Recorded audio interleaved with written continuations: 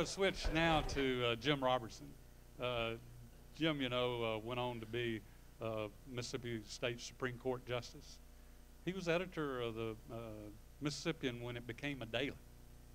Really quite an accomplishment. But before he was editor, he was sports editor. And I was reading some of his colorful prose before that probably showed why he was qualified to be editor. And I thought that I would read from that.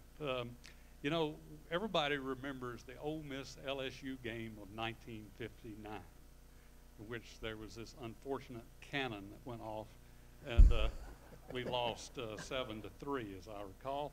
But then there was a possibility for revenge at the Super Bowl. The Sugar Bowl. It was the Super Bowl for us. The Sugar Bowl of 1960. And so Jim wrote the story previewing that in such prose that I thought it bear repeating this morning. Here's how his lead started. Not since the immortal Stonewall Jackson led the mighty rebels into the Second Battle of Manassas Junction almost 100 years ago has there been a rematch of such proportions as that which will take place upon the turf of the Sugar Bowl Stadium in New Orleans on January 1st. Jimmy, what prose!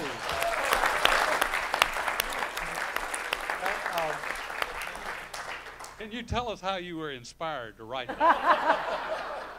Well, you have to understand how many LSU relatives I have. My father went to LSU, his brother and sister, my brother went to, at one point I had 17 living relatives that went to LSU. So but not at that time, but gee, obviously I just thought it was a big deal, and I had suffered so badly on Halloween night of 1959. The great thing about youth is that we are never prevented from seeing things in larger terms.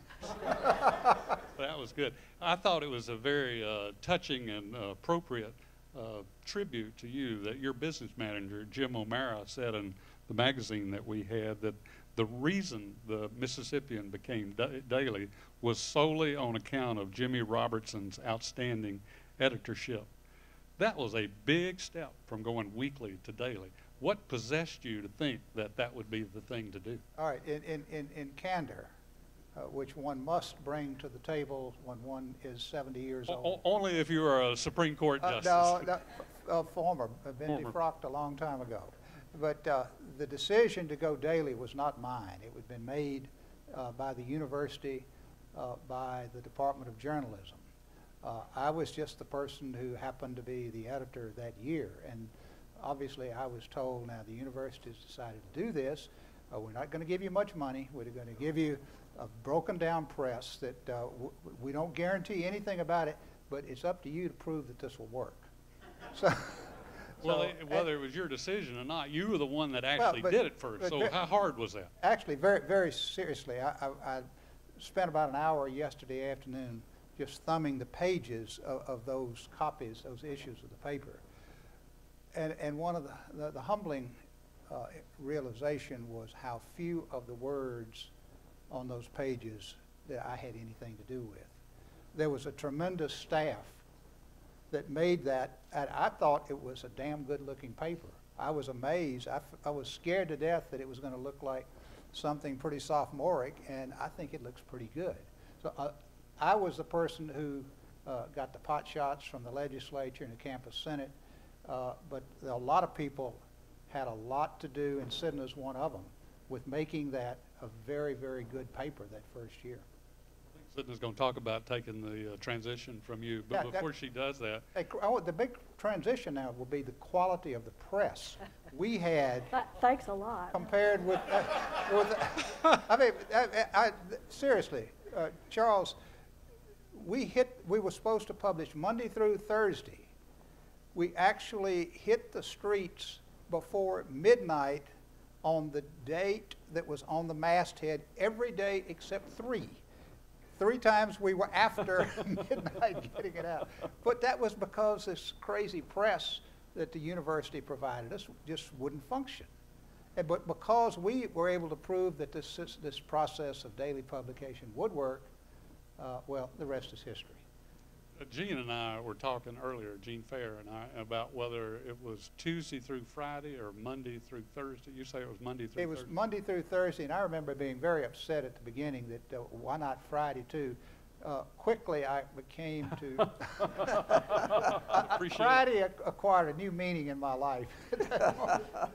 You did not go on to be a journalist, distinguished jurist.